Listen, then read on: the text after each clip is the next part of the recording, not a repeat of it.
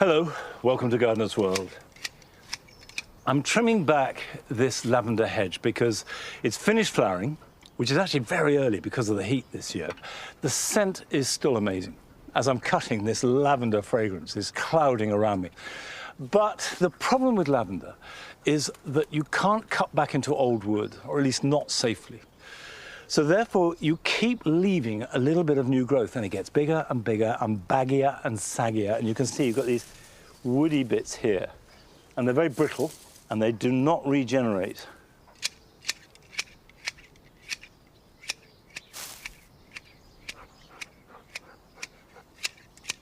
I like the way that it flows and dips and billows. It adds character to the mound. The mound, by the way, I think has found itself. We made this from all the waste material that we accumulated over about 15 years when we made the garden. But it's somewhere we now come and sit. It's very private, and yet it feels open, which is a fantastic combination. And strange things are happening, because as well as we've got lavender here, which is terribly Mediterranean, loves the sun, we've got great bananas growing at the back. Interestingly, the banana on that side is much healthier than the one on the other side of the summer house. And that's simply because it's less exposed to wind. We often underplay the importance of wind in the garden, but it really affects how things grow. Not just by bashing them, but just simply making them grow slower. However, the lavender is not affected.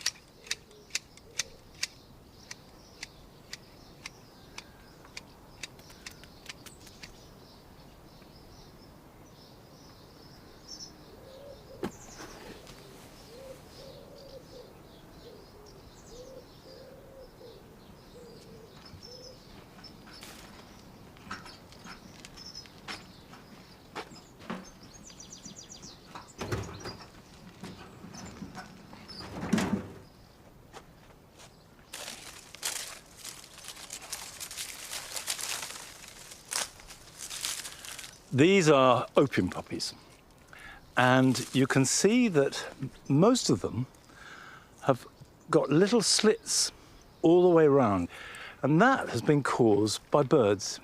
Nearly all the seed heads have been eaten in that way. So there won't be many seeds left in. But what I like to do when I'm finished with poppies, because they seed themselves very freely, and some of these will have fallen out, is just turn them upside down like that and give them a shake.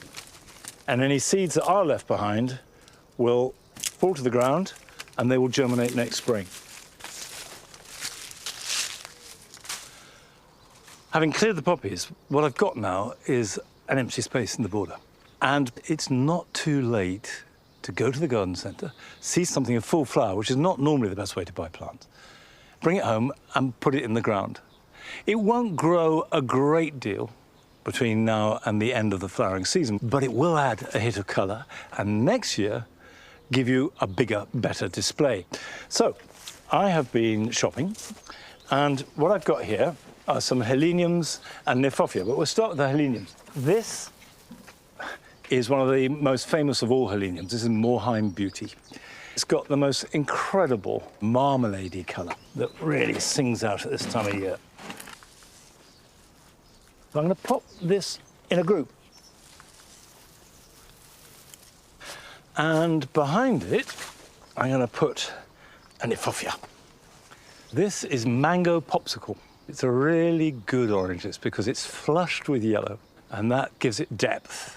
This is a flare of colour. And if we pop this here, and you notice I'm placing them before I'm planting, like that, and stand back and have a look. See, immediately that's filling the gap, and yet it's in with the rhythm of the colour of the jewel garden. And those will go on flowering for at least another month or so.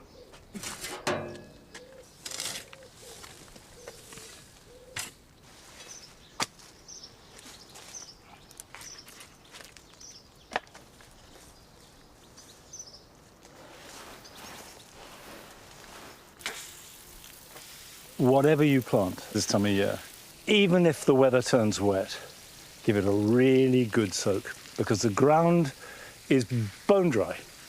If you have a hosepipe ban, obviously you can't do that. But if you can keep them watered, it's a really good way of adding life and vitality and colour for the borders for the rest of the flowering season.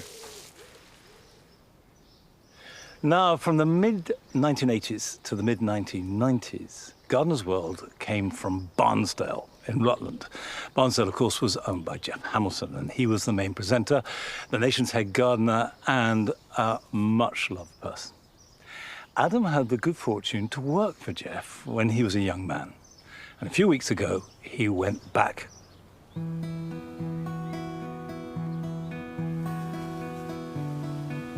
I find it very hard to believe that we lost Jeff Hamilton 30 years ago.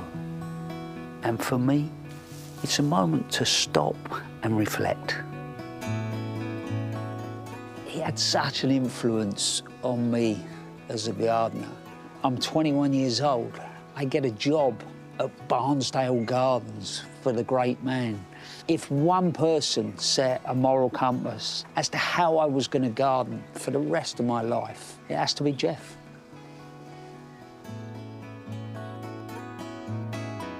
I never thought I would be doing this, but it only seems right to hand over to the man himself.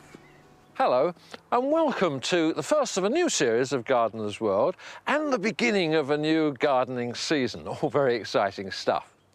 I am Jeff Hamilton, and we're at Barnsdale, which is my own garden and the home of Gardener's World. We've got about 4 acres of garden here, which is quite a lot to look after. But don't worry, because much of it is divided up into smaller gardens, much the same size as your own garden at home.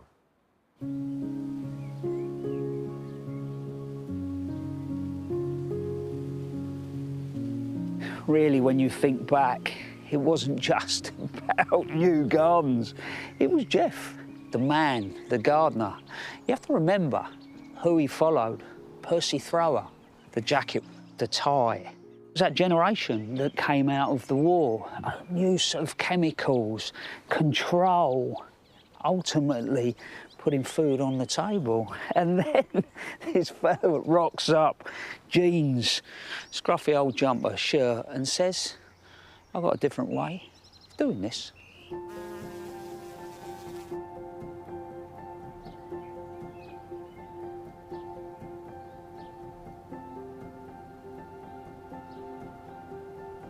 And the artisan cottage garden, I think, encapsulates what Jeff Hamilton was all about. You remember, he was always showing us how to do something on the cheap. You know, the obelisk over there with a ball cock on top. We're going to make a compost bin, but not just a normal compost bin. We're going to make it look like a beehive.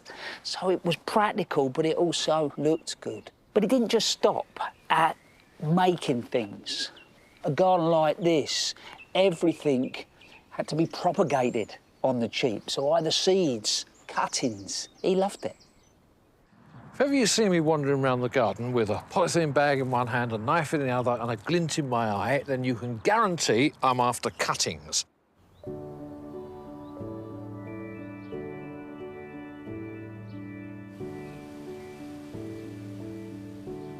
Interestingly, with Jeff, he always wanted to appeal to the broader audience. You know, we had the artisan's cottage garden, but then the gentleman's cottage garden. You know, this was about quality of materials, and he loved to support craftsmen.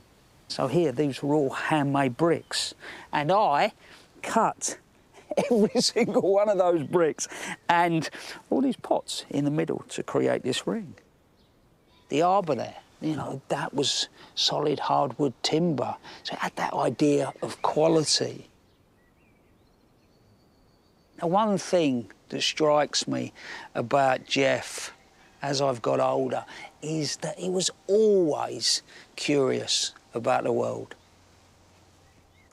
Right at the beginning of the season, the American Space Agency got us to sow some tomato seeds that had been in space for 5.5 years. They were concerned that the weightlessness and the radioactivity would prevent them from germinating or from growing on well. Being an American variety, they've taken some time to ripen, but they're growing perfectly okay. So the Americans will be pleased to know that you can grow tomatoes in space. Am I going to eat them? Not on your life. I think I'm with Jeff. I wouldn't have eaten that tomato either. Now, this is the reclaimed garden. Just another demonstration of how Jeff was so ahead of the game. So this garden started as a conversation in 1995. Jeff came down and said, "Boy, I've got an idea for next year's Gardeners World Live." "OK, boss, what's that?" "I think we should create a reclaimed garden. Come up with some ideas and come back to me, will you?" I definitely didn't realise at the time the trust that he was putting into me. I feel very privileged that ultimately I had Jeff Hamilton sort of guiding me through that period of life.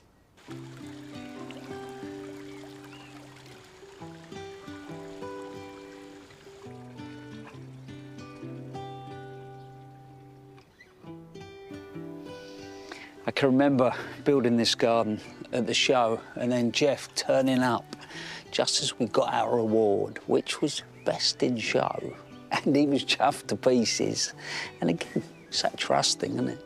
The saddest thing for me was that Jeff never saw this garden built back here.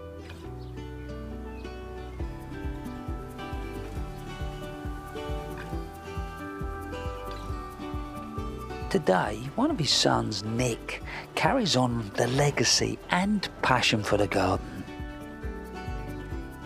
Your old man, he loved the veg garden, didn't he? You'd always find him in here. If he wasn't doing anything else, you knew where he was. You'd see his backside, and his head was down and doing. Yeah. But actually, as I've got older, you realise quite, in a sense, what your old man brought to the party was amazing. Yeah, very forward-looking. And so the organic thing was such a big thing for him, but he didn't just go ad hoc at it. He did his trials, he made sure it was the right way to go. Yeah. And that's what he wanted to do. Yeah.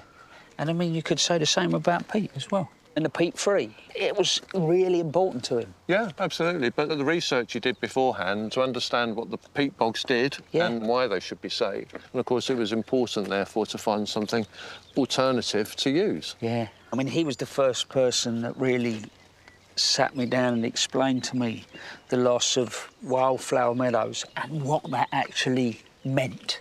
Yeah, I think he was great at that, wasn't he? And I liken him very much to David Attenborough with people. There are a small amount of people who come on the television and you are completely captivated straight away and you listen to what they say and you believe it wholeheartedly. And that's because you know that they know what they're doing. Yeah. He never seemed to tell us what we had to do. It was like, this is what I've gone away and learned. I'm going to show you.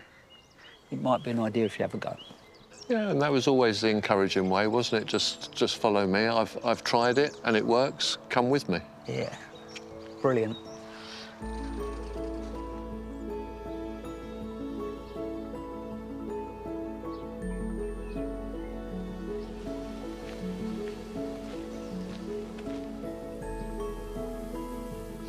Wow, what a day. It feels like every corner you go around, Jeff is here.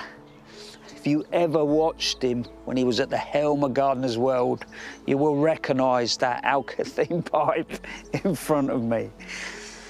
I feel privileged just to have played even a small part in the creation of this place. And I know I'm not the only one that he influenced. He touched so many lives, and I'm sure he will continue to do so.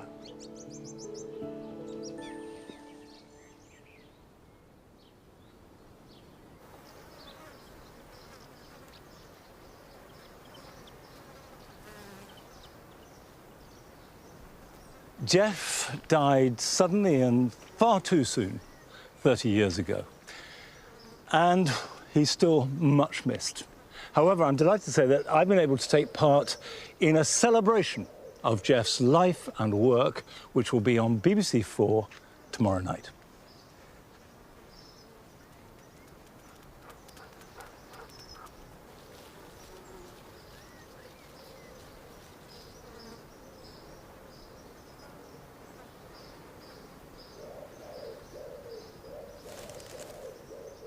Sitting here at the end of the cricket pitch, I'm looking down at scorched grass. The path down the middle has got some green on it because that's been cut regularly since March. But either side is completely yellow. But if you have that at home, your lawn, or if you've had long grass that you've cut and cleared, and it looks dead, don't worry. Certainly don't bother to water it. No need. As soon as we get rain, the grass will recover. It's amazingly hardy, and the roots will be fine. It's just the top growth that has gone. So that's one less thing to worry about. Okay? Come on.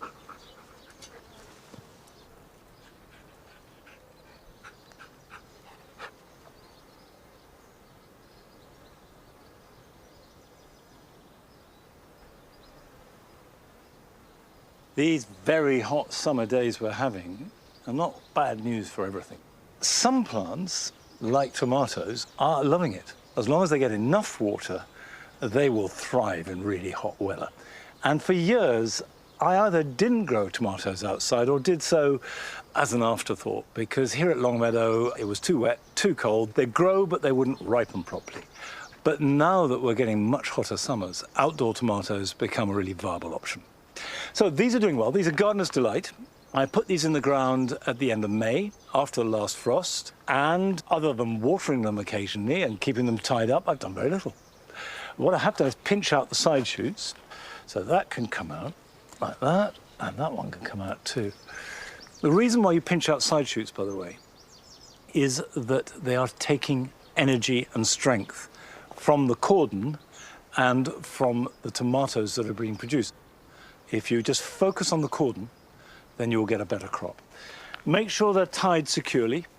So for example, this here, that could snap if there was wind, so we'll just tie that like that. Make sure they're supported strongly. Side shoots are out. That one probably can be tied in too. The other thing is, as the days get shorter, then ripening slows down. So you don't want too many green tomatoes by the end of August. That flower there is unlikely to produce fruit that will ripen in time. So I'm going to cut this off there, and then all the energy and effort is going into what is left behind. Now these are crowded quite close together. So if it gets warm and moist, blight is really liable. And in this part of the world, blight is prevalent. Blight, by the way, you'll see as pale brown splodges that spread very quickly. Ventilation is the best way to combat that. And it's very simple. All you have to do is just take off lower leaves. And at this stage of the year, if they come off easily in your hand, then take them off. And I would take off up to the first truss.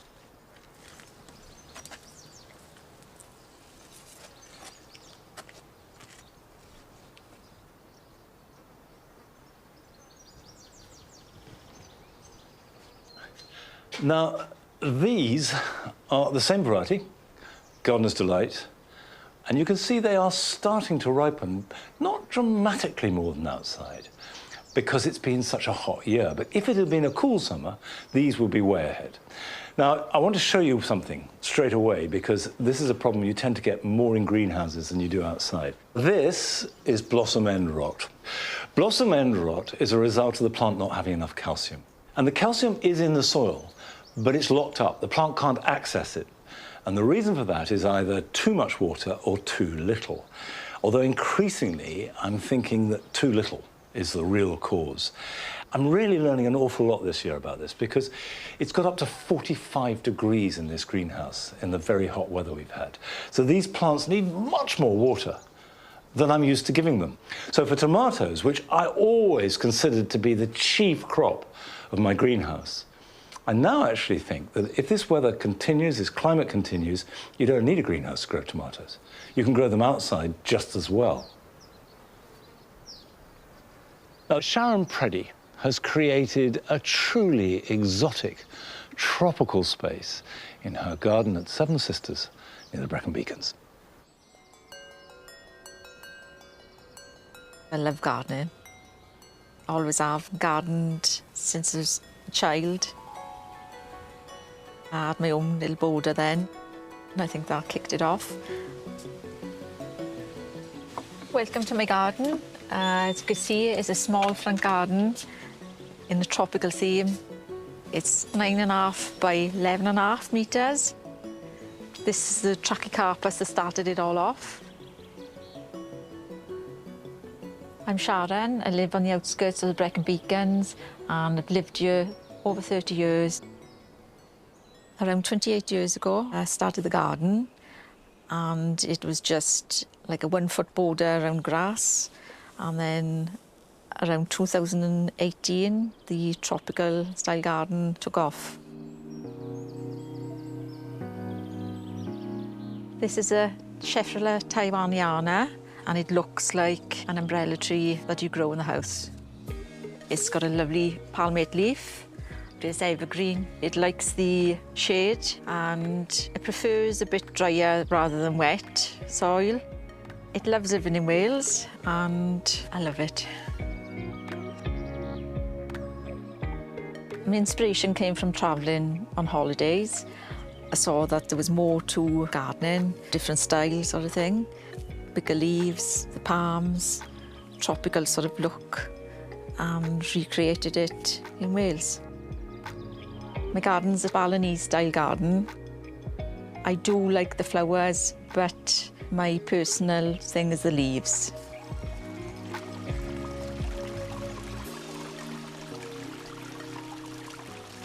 This is Sonchus fruticosus, or common name is tree dandelion.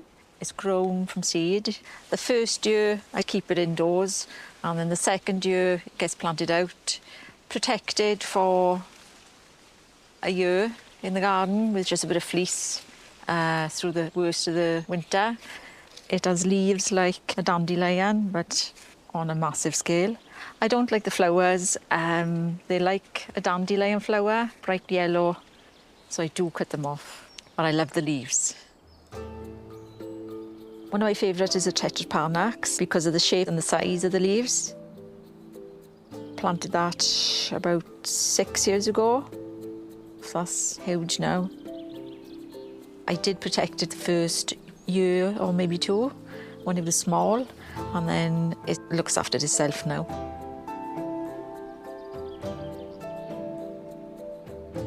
This is a Rus Taffinia. It's an autumn lace. It's a bit like an Acer, has lovely autumn colour as well, but it also has nice red stems now. It can be a bit of a runner, but I just take out what I don't want. It can be challenging growing these type of plants. We do get it cold here, we're on the edge of the Brecon Beacons, and we have a lot of rain, and also the wind. I've lost some plants in the past, and you learn as you go along what's hardy, what's going to get through the winters, what needs to be protected. This is a Musa Basjo, a hardy banana. It's about 5-year-old. I do have to protect the bananas. I put chicken wire around them, fill it with straw, and then put a tarpaulin over the top, keep the wet out. It likes a lot of water, and it does like a lot of food. I feed mine on chicken manure and horse manure. The banana does give you the tropical look. I think it's because of the size of the leaves. When they come out, first of all, they're a nice paddle shape, perfect, but the wind does shred them, but they're naturally supposed to shred in the wind.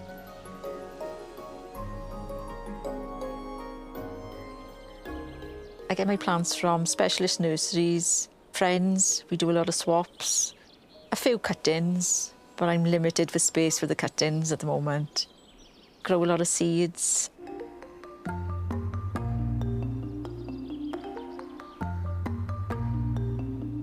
These are eucomas. They're grown from bulbs. The common name is pineapple lily. They're pollinated by flies. To me, they smell like mashed potatoes, but they do make a lovely shape and form.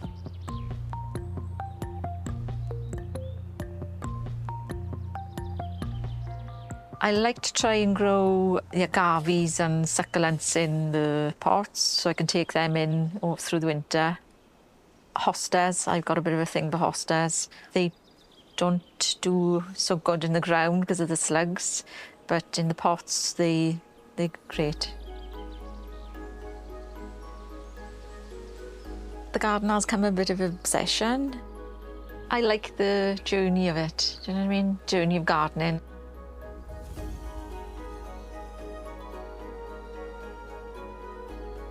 I'm pleased with how the garden's turned out.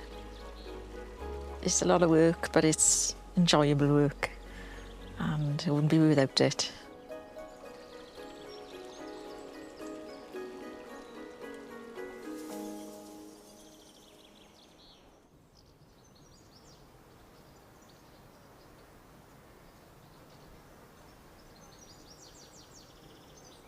I always find it fascinating that gardeners tend, and this is obviously a sweeping generalisation, to fall into two camps.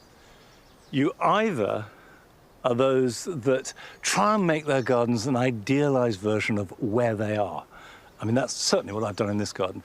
And then there's the other camp, of which Sharon is a shining example, who create a garden that connects to somewhere where you have been, that is about as different from where you are as possible, but it transports you. And what always amazes me is how well that can work. And certainly Sharon has pulled it off brilliantly. Now, I have said that I'm very firmly in the former camp, that I want to celebrate the essence of place. And that means letting things seed. And across much of the garden, fennel seeds itself everywhere. So a couple of days ago, I was going around the garden, cutting back fennel where it had seeded itself and was blocking the view or just sort of not quite working with everything around it. So I had a great big armful, and I thought, well, it's a pity just to put that on the compost heap. So I got a dustbin, stuffed all the fennel that I pruned into it, and hey presto, that's my flower arrangement of the week.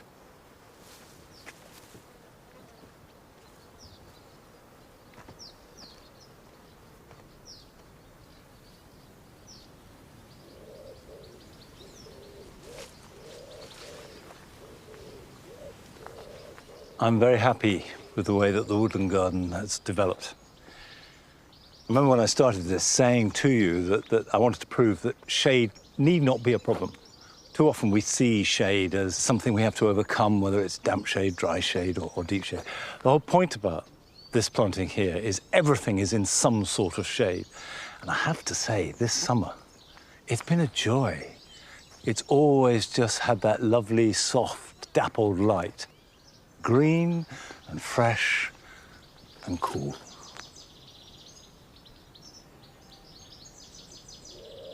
But the orchard beds suffer horribly in this drought. Combination of no rain, burning hot weather, and the trees sucking up any last bits of moisture means that it's not at its best. But it will survive, we know that, and also there are still things to do. So, for example, where you have Philadelphus, the mock orange here, it's finished flowering, and now is the time to prune it. At this time of year, it's producing vigorous new growth. These are the shoots that will carry next year's flowers. Wherever have been flowers, like here, these will not flower next year.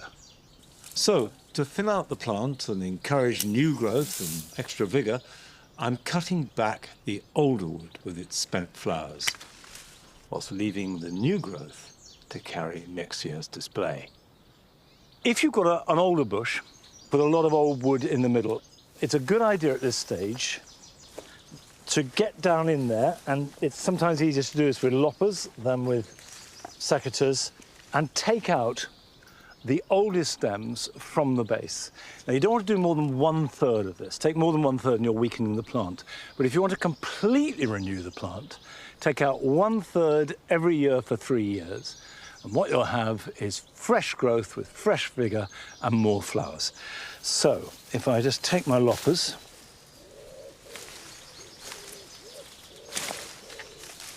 so that whole thing has come out. Not much new growth on that, so I'm not losing flowers for next year, and that's just stopped the spread of it. Gives a little bit of shape and also lets light and air, and that's always a good thing.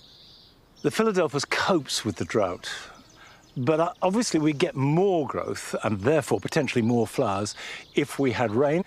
But in the end, What goes on in the earth is what's going to dictate how this performs.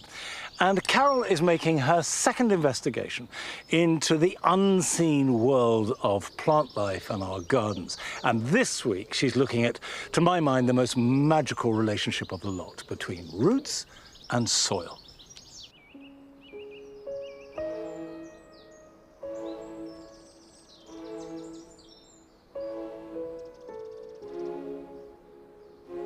All of us gardeners are on a voyage of discovery. Our plants and our gardens have got so much to teach us, providing we listen carefully. Isn't that right, Irinju? Right now, there's a whole new dimension to explore. We're living through an amazing age of revelation, thanks to the latest technology and the work of incredible scientists. We're boldly navigating a brand new botanical frontier. One of the most important parts of all our plants is roots. Now, we don't often think about them because, of course, they're underneath the soil. We don't see them. But every single plant on our planet is attached to that planet, to the earth, through its roots. And it's through those roots that plants are supplied with all they need to grow and flourish. Water and nutrients come from the roots up into the plant and keep them going. Now, I've got a really good example here. This is a geranium pratense, a meadow cranespill. And these troughs are supposed to be for growing vegetables. So I was going to move it, and I started to dig it up. And then I could see this wonderful root system. And I thought, I'll leave it for now, give it a bit of a drink, and keep it going until I could show you. So let's have a delve and see what we can see. Here we go. And now you can really see what's going on. So there's these great big thick roots, but oh, look at the ends of them. Can you see all these tiny fibrous roots just clinging to the soil? Loads and loads of little feeding roots. And the whole root ball is almost as big as the top of the plant. I promise you I'll put you in a pot afterwards and give you a good water. I really will. But thank you for showing us what's going on under there. But that's not all that's happening. As science advances, we're finding out more and more about the kind of processes which take place. To delve into the secret world of roots, I've arranged to talk to Professor Sasha Mooney. Hello. At the Hounsfield facility at the University of Nottingham. Hello, Sasha. Thank you so much for joining us. It's absolutely brilliant. We know that you're going to tell us everything we didn't know about roots, because you're a soil scientist, aren't you? I am a soil scientist, but I don't think you can be a soil scientist without having an appreciation for plants. In the same way, I don't think you could be a plant scientist without an appreciation for soils. And certainly, the impact of root systems on the soil, the hidden half that we don't see below our ground, is so important that, there's hardly any soil in the world that isn't impacted on plants in some shape or form. So can you tell us a bit more about how the roots and the soil interact? Almost a little bit like for us when we move into a new home. The fixtures and fittings might not be quite as we would like. That's the same for a plant. So roots need to rearrange the soil so they can get better outcomes. So Roots can actually rearrange the soil? Absolutely. As the roots are expanding and elongating down into the soil, they release a gel-like substance at the root tip that helps pave their way. It's like a lubricant that helps them to push through the hard soil. But the exciting thing about this gel-like substance, which we call exudates, is that it's full of sugar. And as a result, it's the food for everything that lives in the soil. So this material is released into the soil, and it very quickly becomes a bit of a party zone for all of the microbes in the soil. So about 90% of all of the microbes that live in soil live in and around the root surface, because this is where they get their food. And the different microbes can fulfill different roles that are beneficial to the root system. So we have microbes that can take nitrogen from the soil air and convert that into nitrate, so almost like a free fertilizer for the soil. Yeah. There's things like phosphate that are trapped in the soil aggregates and the particles that microbes can attack and can help release. So the microbes are being fed, and in return, they're giving the opportunity for the plant to improve its nutrient uptake. It's beautiful, isn't it? It's absolutely perfect. It's a two-way partnership. So roots and the microbes are interacting together, rearranging the soil, trying to make it beneficial for both of them. And actually, you know, that gel-like substance, I often think of it as nature's glue. And this glue is brilliant for sticking particles together. And that sticking of particles is really, really important, because what it does is it makes soil aggregates, those lumps and clumps that we see on the surface. That creates the pores in the soil, those gaps that sit between the particles, which can lead to advantages for things like water retention and for trying to improve things like drought. In fact, we noticed recently that in the very tiny aggregates, you can get a buildup of carbon dioxide gas, which leads to aggregates exploding. They break into tiny pieces. So, you know, if you imagine that below our feet all the time, there's these little explosions happening below the ground, all rearranging the structure, all changing the architecture of their environment to their benefit. We're talking about, or you're talking about microbes, and it's so fascinating, but what about fungal interaction? So fungi are another one of the root system's preferred partners, if you like. And a big advantage of fungi is that they can get into places that roots can't, you know, so the hyphae really small, and they spread out meters and meters and meters through the soil. The plants feed the fungi, and in return, what they get is this extra reach throughout the soil. They franchise out their work to the fungi to go out into the soil and say, look, you know, we can capture resource from this volume of soil, but what about if we could go further and further and further and capture even more? This kind of evolution between soil and plants and roots has been going on, what, for millions of years? Without us contributing to it. So what sort of take-home have you got for us as gardeners? That's a very good question. And probably the best thing we can do is we can leave them to it. Soils are extremely complex, dynamic, and vibrant systems that are full of life. And to put it into context, Carol, a single teaspoon of healthy soil contains more living organisms than there are people that exist on the earth. Wow. Soil is just wondrous.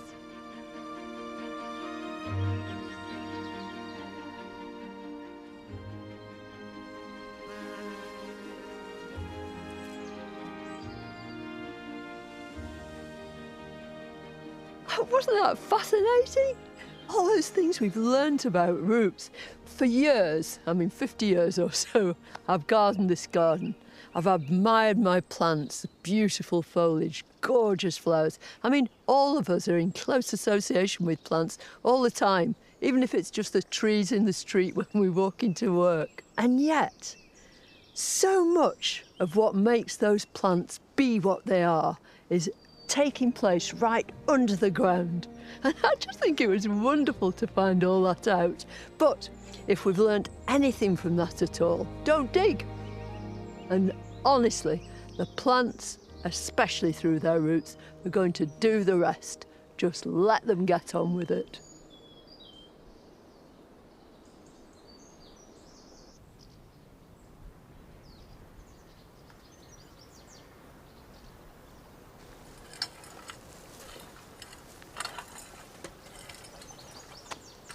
I find everything about that completely fascinating. There is so much that we have to learn about the way that life in the soil affects everything that grows, and therefore us.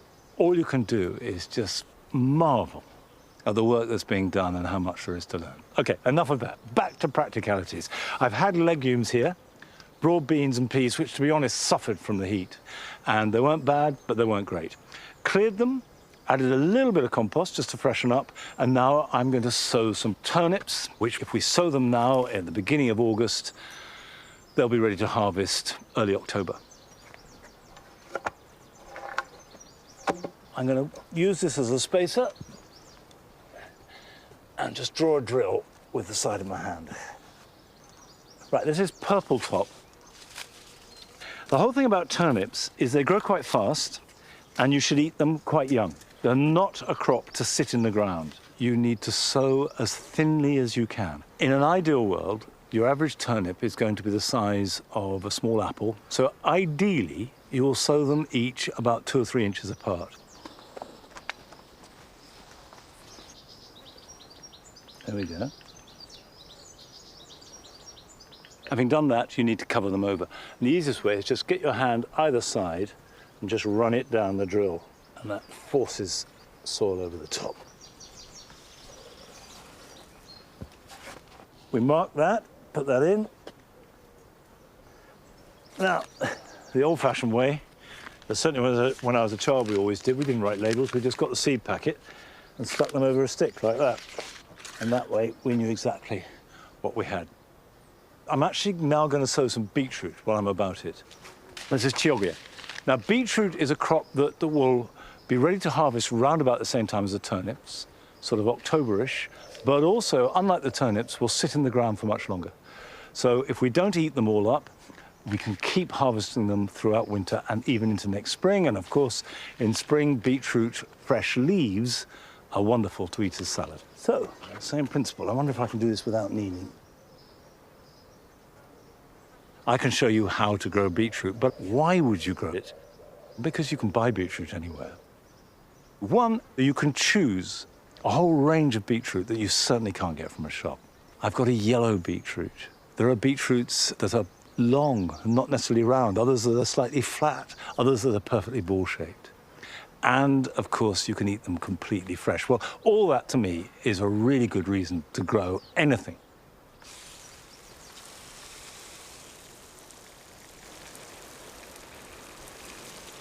If you're sowing anything or planting anything at this time of year, best time to do it is in the evening, and then water it, and that will mean the water won't evaporate. If you have to do it in the morning, do it early. Don't do it in the middle of the day, because that water would just evaporate out. Right. Those should germinate in about 5 to 10 days. Not a lot I can do. Keep them weed-free, keep them watered, and then when they get to a certain size, it is worth thinning if you've sown your seed a bit too thickly, but that'll be down the line. Now, I do often think about why we garden, particularly why we grow certain foods.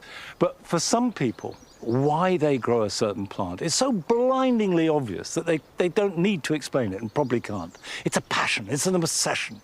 And we went to visit a grower in Chesterfield who exactly fits that bill.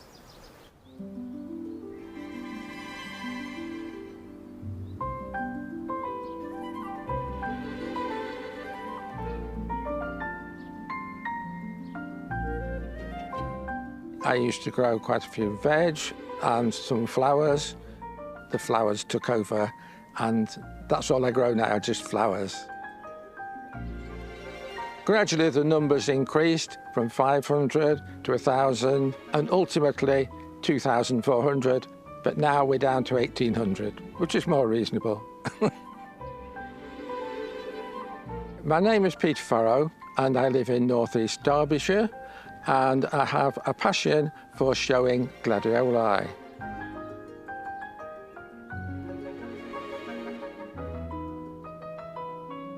Coming here is like my happy place, so whatever needs doing, I'm happy to do it.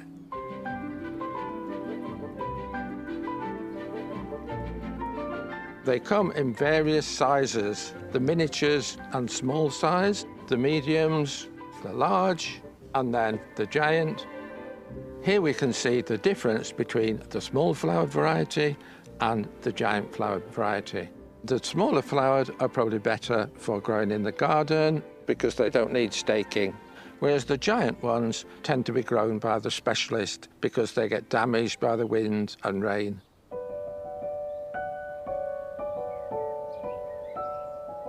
This is Pink Elegance, and it is a large flowered variety, which means that the bottom floret is between 4.5 and 5.5 inches.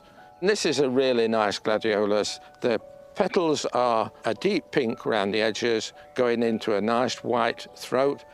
It has a very good teardrop shape, starting off broad at the bottom and narrowing towards the top. It is an easy one to grow and to show. One of the attractions is that they are big and blousy.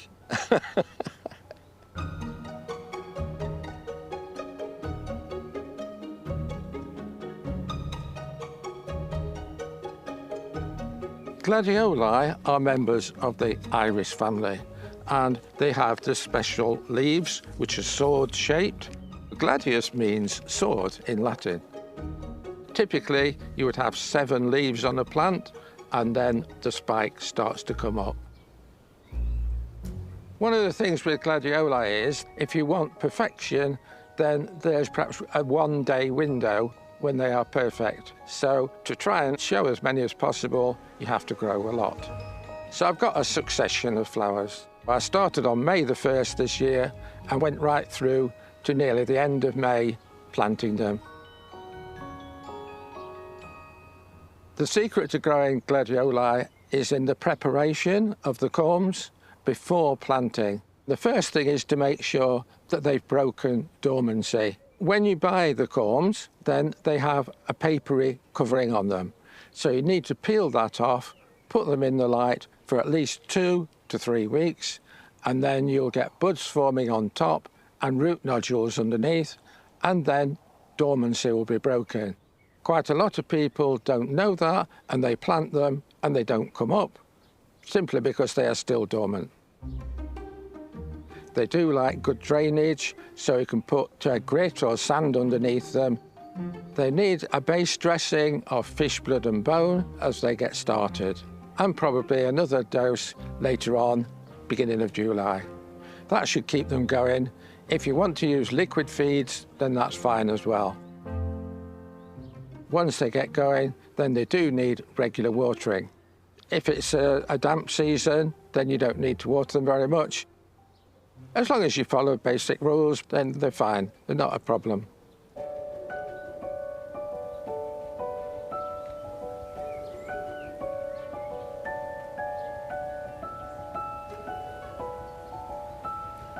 After 7 leaves have formed, then a flower spike forms in the base.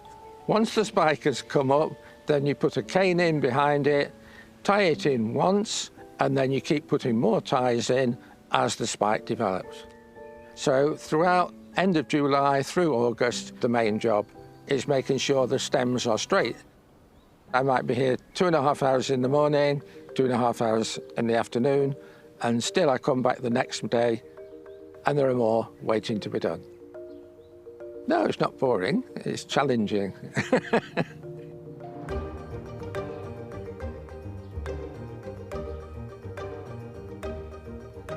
Next week it is Southport Show, and the judging is on Thursday morning. So on Tuesday morning I will cut my flowers, and with a large one like this I will be looking for about 4 florets open, because they come open 2 florets per day, so that they will be perfect for Thursday morning. They have a cane fastened, and then the cotton wool is applied behind the florets to put them into position, and then in the front more cotton wool goes in to spread the florets out.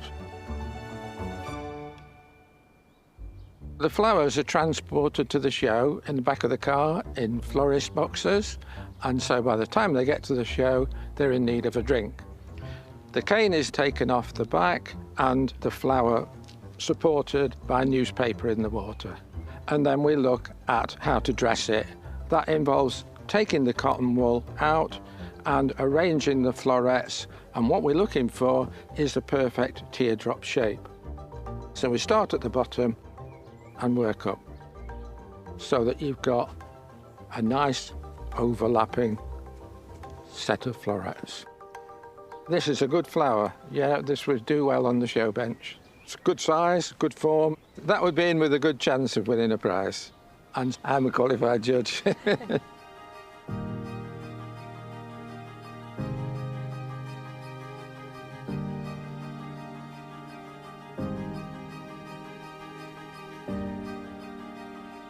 I show to test myself to see how well I can do. I'm basically competitive, and I go also to meet my friends who are exhibitors. We enjoy meeting up and testing ourselves against each other. So at the National, I had a very successful show.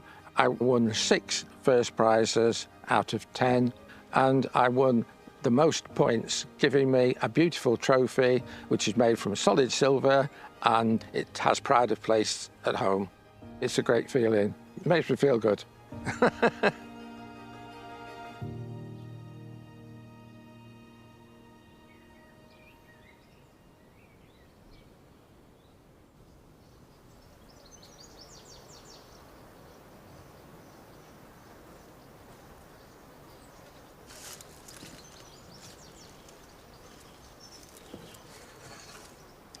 These leaves look a bit gladioli-like, but these are bearded irises. And the truth is, I don't have many gladioli here in the garden, a few in the jewel garden, and that's it. It's a very, very popular show flower. My mother used to grow it as a cut flower. I can see it now, growing each gladioli staked. There will be a great mass of gladioli, and then next to them dahlias, and only grown as cut flowers. And they don't quite reach deep into my soul. But a lovely bearded iris goes right to the heart. The problem being, of course, that bearded irises like really good drainage, and we don't have that at Longmeadow, which is why I've got them here in a raised bed. And what I'm doing is I'm lifting some now, and I want to divide it up. But rather than do it right here, I'm going to take this down to a table.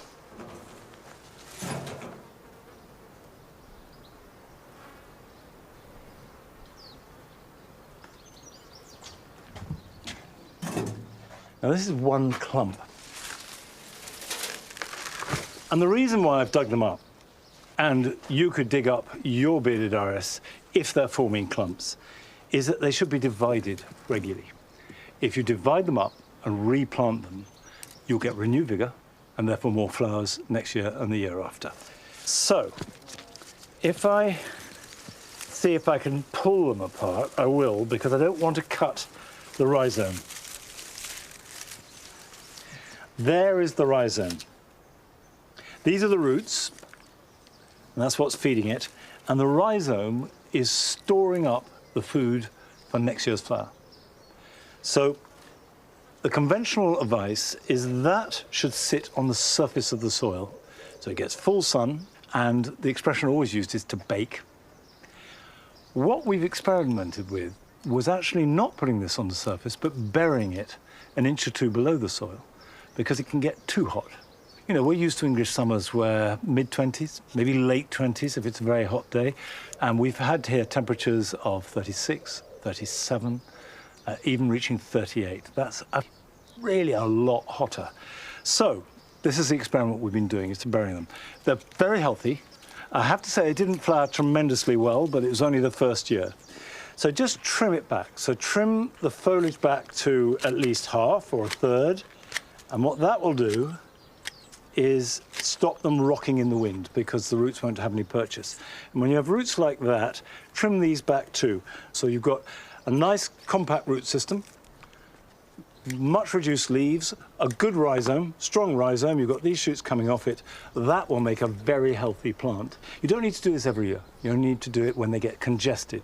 I would suggest once every 3 or 4 years was fine. But these will go back in the raised bed, slightly spaced apart, not to create more plants, but to create more flowers. And that's why we grow them. Right, well, certainly this is a job that could practically take me all weekend. But here are some for you, which I promise you, you could do in slightly less time.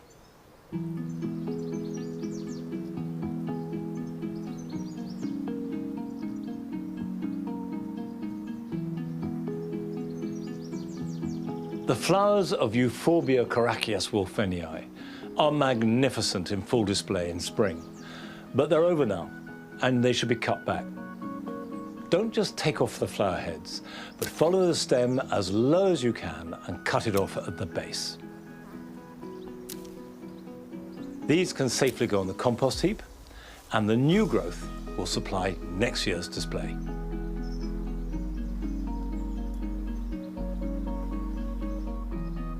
As soon as chili plants start to produce flowers and fruit, it's time to give them a high potash feed. Do this weekly using a liquid feed. You can either use a proprietary tomato feed, homemade comfrey, or as I do, a seaweed feed. Don't be tempted to mix it too strong. Follow the instructions and do this once a week to replace one of the daily waterings, and you'll find you'll get better flower production and therefore more fruit.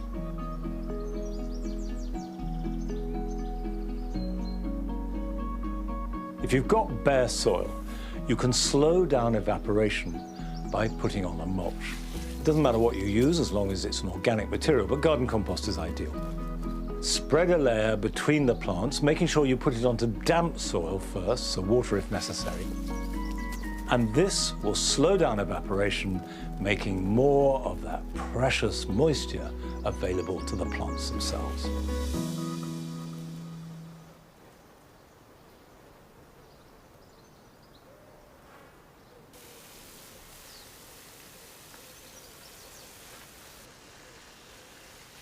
Watering has been the main theme of my garden, and I guess most of your gardens, all this summer. Plenty of you are under a hosepipe ban. Luckily we're not, but who knows, it may come. But if you have access to water, do use it carefully and wisely.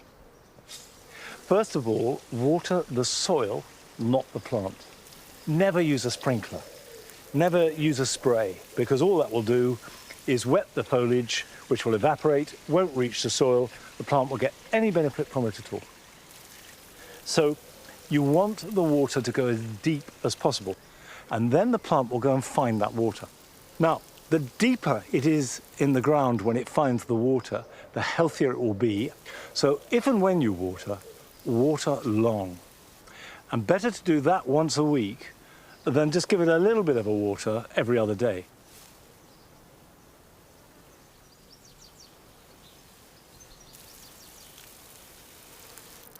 Let's hope we get some rain soon. Not today, though. And that's it for today. Next week, we are at Damson Farm with Francis, and I'll see you back here at Longmeadow soon. So until then, bye-bye.